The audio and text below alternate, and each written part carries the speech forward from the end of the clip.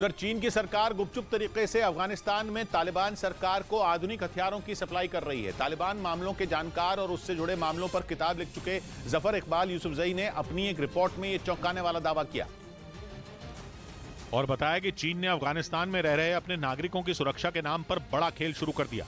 तालिबान को जो आधुनिक हथियार दिए जा रहे हैं उनके पीछे चीन ने अपने नागरिकों की सुरक्षा को वजह बताया, जबकि जफर इकबाल का दावा है कि चीन को अपने सबसे अहम project belt and road initiative की चिंता सता रही है। चीन को डर है कि कहीं आईएसआईएस के खुरासान मॉड्यूल से जुड़े आतंकी उसके belt and road initiative project को निशाना न बना दे।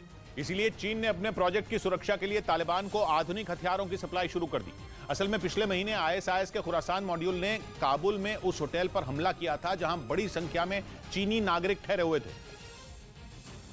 और खबर है कि उस हमले के बाद से ही चीन ने तालिबान को ताकतवर बनाना शुरू कर दिया। पिछले कुछ महीनों में अफगानिस्तान के कई शहरों में आईएसआईएस के खुरासान मॉड्यूल के हमले बढ़े हैं। कई हमलों में तो चीन के नागरिक ही निशाने पर रहे हैं। हालांकि तालिबान सरकार को आधुनिक हथियारों की सप्लाई के पीछे चीन की मंशा बिल्कुल साफ है। वो अपने belt and road initiative project से जरा भी समझौता नहीं करना चाहता। इसके लिए उसने तालिबान के हाथों में खतरनाक हथियार थमा दिए जो पहले से ही पूरी दुनिया में अपने अत्याचारों के लिए जाने जाते हैं। इधर गोवा के मापसा में 2 मंजिला इमारत के ग्राउंड फ्लोर पर मौजूद एक रेस्टोरेंट में धमाके का एक वीडियो सामने आया। एक दिन पहले हुई इस घटना से पूरे इलाके में दहशत फैल गई थी, क्योंकि यह धमाका इतना जोरदार था कि आग की लपटें तेजी से उस रेस्टोरेंट के बाहर तक आ गईं। जो सीसीटीवी फुटेज सामने आई उसमें दिखा कि रेस्टोरेंट के अंदर अचानक धमाका होने से आग बाहर तक फैली, जिस वजह से जो भी सामान बाहर रखा था वो भी राख में मिल गया। धमाके से पहले वहां कुछ स्कूटर खड़े दिखे, वो भी लपटों की चपेट में आ गए और इलाके में धुआं फैल गया। हालांकि इस हादसे में सब सुरक्षित रहे, लेकिन धमाके के कारण लोगों में दहशत फैल गई। वहीं इस ब्लास्ट के बाद बॉम्ब स्क्वाड और फॉरेंसिक टीम ने वहां से सैंपल जुटाए ताकि ये पता लगाया जा सके कि आखिर धमाका हुआ कैसे।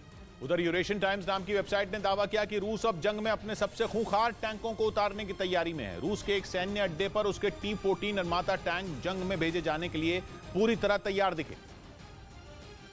और अगर ये टैंक यूक्रेन पहुंच गए तो रूसी सेना की ताकत में 4 गुना इजाफा हो जाएगा। खबर है कि यूक्रेन रवाना करने के लिए रूस ने इन टैंकों की एक खेप तैयार कर ली है, जिसमें मौजूद आर्माता टैंक यहां यूक्रेन पहुंच करके वहीं मौजूद कुछ बड़े और टैंकों की जगह लेंगे। और आरोप है कि इनकी तैनाती का फैसला चोरी छिपे रूस की सरकार ने दे भी दिया। यूरेशियन टाइम्स के मुताबिक अब तक रूस ने इस पर खुलकर कुछ नहीं बोला, पर एक सैटेलाइट इमेज में कई टैंक रूस के सैन्य अड्डे पर खड़े दिखाई दिए। दावा है कि पुतिन इन्हें अचानक जंग में उतारने की तैयारी में है ताकि जेलेंस्की की सेना को तगड़ा झटका दिया जा सके।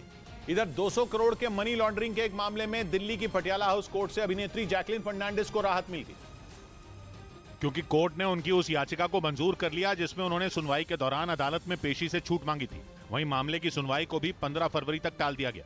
मनी लॉन्ड्रिंग के इस मामले में जैकलीन से ईडी कई बार पूछताछ कर चुका है।